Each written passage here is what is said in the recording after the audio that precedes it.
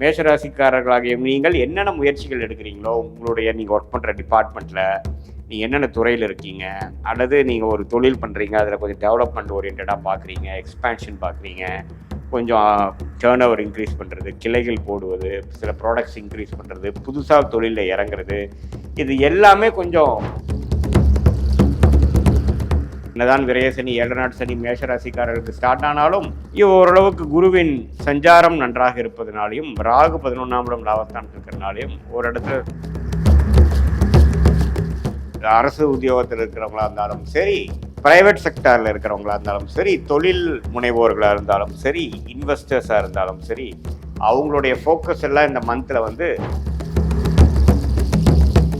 செவ்வாயே ராசியை பார்க்கறனால கொஞ்சம் மன அழுத்தங்கள் அதிகமாக இருக்கும். கொஞ்சம் அப்பப்போ நீங்கள் ரிலாக்ஸ் பண்ணவும் தெரிஞ்சுக்கணும். ஒரே விஷயமும் நீங்கள் உங்களுடைய வேகத்துக்கு நடக்கலைன்னா கொஞ்சம் பொறுமையாக இருந்து தான் ஜெயிக்கணும். 4ஆம் பார்வையாக ராசியிலே பார்க்கும்போது சில கோபதாபங்கள், இரிட்டேஷன், ஃப்ரஸ்ட்ரேஷன், உங்களுடைய நினைச்ச மாதிரி நடக்கலைன்னா அதுக்கு வேணுங்கிற ரியாக்ஷன், அது எல்லாமே கொஞ்சம் எமோஷ்னலாக கொஞ்சம். வணக்கம், ரிஃப்ளெக்ட் ஆன்மீகம் சேனல் நேயர்களே, நான் உங்கள் அன்பான சயின்டிஃபிக் வேதிக் அஸ்ட்ராலஜர் அஸ்ட்ரோரஞ்சி பேசுகிறேன். நல்லது நினைப்போம், நல்லதே நடக்கும். இப்போ பாருங்க, இந்த வீடியோவில் நம்ம என்ன பார்க்க போறோம்னா, பிப்ரவரி மாதம் 2026 ஆண்டின் 2வது மாதம் எத்தகைய ஒரு மாதமாக மேஷ ராசிக்காரர்களாகிய உங்களுக்கு இருக்க போகுது.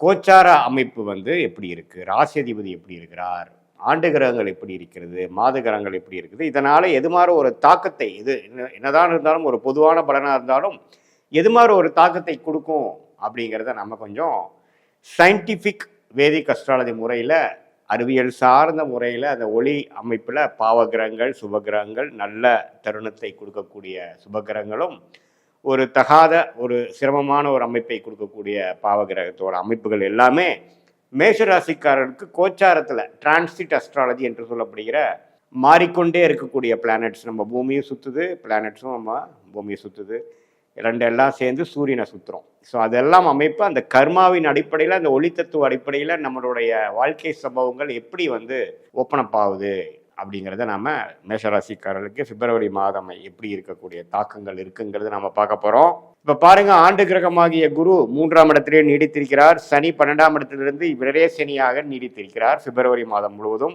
2025 மார்ச்சுக்கு மேலே வந்த விரயசனி 7 நாட் சனி ஸ்டார்ட் ஆகி மேஷராசிக்கு விரயசனி, அதாவது சில செலவுகள், தூர பிராணங்கள், கைக்கு வந்தது சேவ் பண்ண முடியாமல் ஒரு சுப முதலீடாவோ வீண் செலவுகளாகவோ நம்மளுடைய தசாபுக்திகள் எப்படி போகுதோ அந்த அடிப்படையில் வந்து நிறையா செலவுகள் ஆகிக்கொண்டிருக்கக்கூடிய ஒரு அமைப்பாக, நிறையா ட்ராவலிங், அது மாதிரி விஷயங்கள், செட்டில்டு ஒரு ஃபீலிங் கொடுக்காமல் நெக்ஸ்ட் லெவல் ஆஃப் இம்ப்ரூவ்மெண்ட்டுக்கு என்னென்ன பண்ணணுமோ அதெல்லாம் செய்யக்கூடிய அமைப்புகளாக சனி 12ஆம் இடத்திலிருந்து செய்து கொண்டிருக்கிறார்.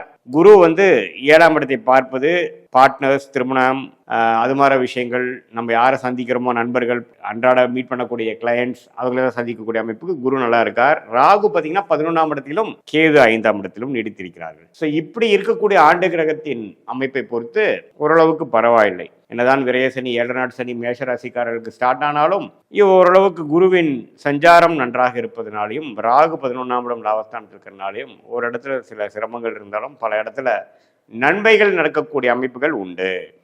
இப்போ ராசி அதிபதி எப்படி இருக்காருன்னு பார்த்தீங்கன்னா, மேஷராசியோட அதிபதியாகிய செவ்வாயே 10ஆம் இடத்துல உச்சம் பெற்றிருக்கிறார். பிப்ரவரி மாதம் ஸ்டார்ட் பண்ணுறப்பவே உச்சம் பெற்று சூரியன், சுக்கிரன், புதன் எல்லாமே பார்த்தீங்கன்னா 10ல் இருக்காங்க. ஸோ மேஷராசிக்காரங்க நிறைய அவங்க செய்யக்கூடிய வேலை, செய்யக்கூடிய தொழில், மாணவர்களாக இருந்தாலும் சரி, அவங்க செய்யக்கூடிய படிப்பு விஷயங்கள், ஹையர் ஸ்டடீஸ் விஷயத்தை எல்லாத்துலேயுமே நம்ம ஃபோக்கஸ்டாக, உத்வேகமாக, கடுமையாக போராடக்கூடிய இருக்கக்கூடிய அமைப்பாக இந்த பிப்ரவரி மாதம் இருக்கு. இதில் பாருங்க, அப்படியே பிப்ரவரி 13க்கு அப்புறம் சூரியன் 11ஆம் இடத்துக்கு போறார். முதல் வார இறுதியிலேயே புதன், சுக்கிரன் எல்லாமே வந்து 11ஆம் இடத்துக்கு போறாங்க. ஈவன் செவ்வாய் ராசி அதிபதியே 11க்கு வந்து ஆண்டின் மாதத்தின் கடைசி வாரத்தில் வந்து போறாங்க. ஸோ 10ஆம் இடத்திலிருந்து 11ஆம் இடம் மாறக்கூடிய அமைப்பு, 11ஆம் இடத்துக்கு போய் குருவின் பார்வை கிடைக்கக்கூடிய அமைப்பு. என்னதான் ராகுவோட சேர்ந்தாலும் குருவின் பார்வை கிடைக்குது. ஸோ அதனால் நல்லாவே வந்து முயற்சிகள் திருவினையாக்கக்கூடிய ஒரு அருமையான தருணமாக இருக்கிறது. மேஷராசிக்காரர்களாகிய நீங்கள் என்னென்ன முயற்சிகள் எடுக்கிறீங்களோ உங்களுடைய நீங்கள் ஒர்க் பண்ணுற டிபார்ட்மெண்ட்டில், நீங்கள் என்னென்ன துறையில் இருக்கீங்க, அல்லது நீங்கள் ஒரு தொழில் பண்ணுறீங்க, அதில் கொஞ்சம் டெவலப்மெண்ட் ஓரியன்டாக பார்க்குறீங்க, எக்ஸ்பேன்ஷன் பார்க்குறீங்க, கொஞ்சம் டேர்ன் ஓவர் இன்க்ரீஸ் பண்ணுறது, கிளைகள் போடுவது, சில ப்ராடக்ட்ஸ் இன்க்ரீஸ் பண்ணுறது, புதுசாக தொழிலில் இறங்குறது, இது எல்லாமே கொஞ்சம் நல்லாவே வேகமாக எல்லாமே சேர்ந்து வந்து நமக்கு அமைஞ்சிருச்சுங்கிற மாதிரி அமைப்புகளை கொடுக்கக்கூடிய அமைப்பு. என்னதான் கொஞ்சம் சிரமங்கள் இருந்தாலும் கடைசி வெற்றி அடையக்கூடிய அமைப்புகள் நம்மளால எதிர்பார்த்துட்டு இருந்த தருணம் வந்துருச்சு, எல்லாமே கடகடன்னு வேகமாக செய்கிறங்கிற மாதிரி ஒரு நல்ல அமைப்பை கொடுக்கக்கூடிய தருணமாக இருக்குது. சில பேர்த்துக்கெல்லாம் பார்த்தீங்கன்னா கொஞ்சம் சைடு இன்கம் வர்றது, கரெக்டாக அந்த வாய்ப்பு தேடிட்டு இருந்த வாய்ப்பு, அருமையான ஒரு பதவி உயர்வு கிடைக்கிறது, டக்குன்னு வந்து வேலை மாறி நல்லா ஜம்ப் ஆகுறது. இதில் அரசு உத்தியோகத்தில் இருக்கிறவங்களா இருந்தாலும் சரி, ப்ரைவேட் செக்டாரில் இருக்கிறவங்களா இருந்தாலும் சரி, தொழில் முனைவோர்களாக இருந்தாலும் சரி, இன்வெஸ்டர்ஸாக இருந்தாலும் சரி, அவங்களுடைய ஃபோக்கஸ் எல்லாம் இந்த மந்தில் வந்து professional development, professional glory, professional expansion, professional change, improvement, இதை நோக்கி போகக்கூடிய ஒரு அருமையான தருணமாக ராஜகிரகமாகிய சூரியன் செவ்வாய் எல்லாமே 10ஆம் இடத்துக்கு சம்மந்தப்பட்டு சுக்கிரனும் அதில் சேர்ந்து நல்லாவே வந்து இருக்கிறார். அதே சமயத்தில் மாதத்தின் செகண்ட் ஹாஃபில் வந்து நம்ம செய்த காரியங்களுக்கு செய்த முயற்சிக்கு நல்ல லாபங்கள் பெறக்கூடிய அமைப்பும் காட்டுகிறது. மாதத்தின் செகண்ட் ஆஃப், அதாவது 3rd and 4th வீக்கும் நல்லா இருக்கு. ஸோ இதனால் மேஷராசிக்காரர்கள் நீங்கள் எப்படி கடந்த 3 மாதமாக, ஏன் ஆண்டின் முதல் மாதமாகிய ஜனவரி மாதத்தில் சிலதெல்லாம் நீங்கள் ட்ரை பண்ணது, சில கிரவுண்ட் ஒர்க் பண்ணது, அது எல்லாமே நல்லா பிப்ரவரி மாதத்தில் கொஞ்சம் நடக்கக்கூடிய அமைப்புகள் இருக்குது. அடுத்த வரக்கூடிய காலகட்டமாகிய March, April, May, rest of the மந்த்துக்கு வேணுங்கிற சில விஷயங்கள் செய்யக்கூடிய விஷயத்துக்கு அடிப்படையான ஃபவுண்டேஷன் விஷயங்களை செய்து முடிக்கக்கூடிய, செய்து அமைச்சிக்கக்கூடிய ஒரு அருமையான தருணமாக மேஷராசிக்காரர்களுக்கு 2026 பிப்ரவரி மாதம் இருக்குதுங்க. ஸோ இதை வந்து ராசி அதிபதி வலுத்திருக்கிறனாலையும் ராசி அதிபதி 10ஆம் இடத்துல இருக்கிறனாலையும் கொஞ்சம் பார்த்துக்கணும். என்ன செவ்வாயே ராசியை பார்க்கறனால கொஞ்சம் மன அழுத்தங்கள் அதிகமாக இருக்கும். கொஞ்சம் அப்பப்போ நீங்கள் ரிலாக்ஸ் பண்ணவும் தெரிஞ்சுக்கணும்.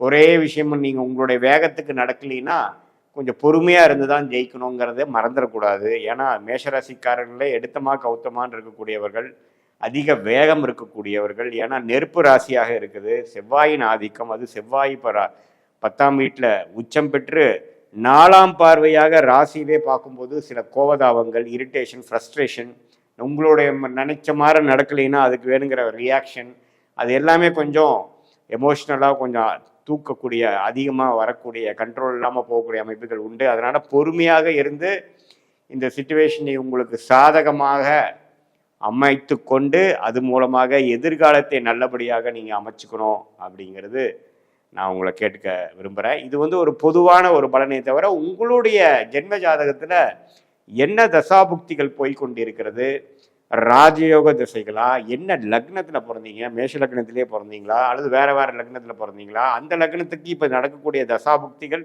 எது மாதிரி ஆதிபத்தியத்தை கொடுக்கக்கூடிய அமைப்பு, அந்த கிரகங்கள் உங்கள் ஜாதகத்தில் எப்படி இருக்குது அப்படிங்கிறதெல்லாம் பார்க்கும் பொழுது இன்னுமே துல்லியமாக நம்ம சொன்ன இந்த பிப்ரவரி மாத பொது பலனையும் மிக்ஸ் பண்ணி பார்க்கும் பொழுது எந்த நேரத்தில் எது நடக்கும், எவ்வளோ வேகமாக நடக்கும், எவ்வளோ டிலேவோட நடக்கும், எப்படி நடக்குங்கிற மாதிரி விஷயங்கள்லாம் நம்ம தெரிந்து அது மூலமாக நம்ம வாழ்க்கையில் எடுக்கக்கூடிய முடிவுகள் எடுக்கலாம். அதுக்கு பிறந்த தேதி, பிறந்த நேரம், பிறந்த தேதி மட்டும் நீங்கள் அனுப்பிச்சிங்கன்னா அதில் நம்மளுடைய ஆரோஸ்கோப், உங்கள் ஆரோஸ்கோப் போட்டு நம்மளுடைய கன்சல்டேஷன் அப்போது இந்த சொன்ன கோச்சாரமும் இந்த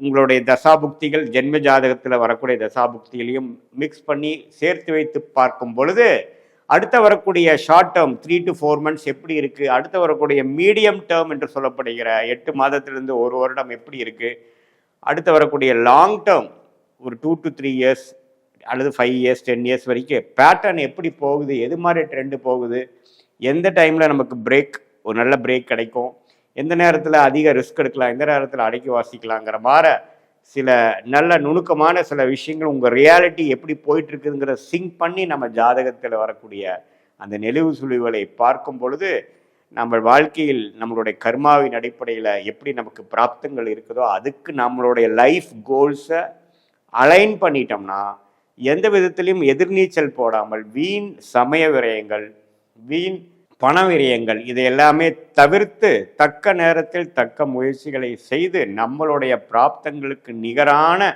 முயற்சிகளை அந்தந்த டைம்லைன்ஸில் நம்மளுடைய ரோல் பிளேயிங் செய்யும் பொழுது எளிதில் வாழ்க்கையில் எதிர்நீச்சல் போடாமல் எளிதில் நம்மளுடைய குறிக்கோள், அதாவது வேலை மாற்றமாக இருந்தாலும் சரி, கல்யாண விஷயங்களாக இருந்தாலும் சரி, படிப்பு விஷயமா இருந்தாலும் சரி, தொழில் மேன்மையான விஷயங்களாக இருந்தாலும் சரி, ஹெல்த் ரிலேட்டடான விஷயங்களாக இருந்தாலும் சரி, குழந்தைகள் விஷயமா இருந்தாலும் நம்ம அந்தந்த நேரத்தில் எப்படிங்கிற நல்ல முடிவுகளை எடுத்து வாழ்க்கையில் சயின்டிஃபிக் வேதிக் அஸ்ட்ராலஜி மூலமாக நம்மளுடைய லைஃப் பொட்டென்ஷியலை மேக்சிமைஸ் பண்ணி நம்மளுடைய வாழ்க்கை குறிக்கோளை அடைய முடியும் என்று சொல்ல விரும்புகிறேன்.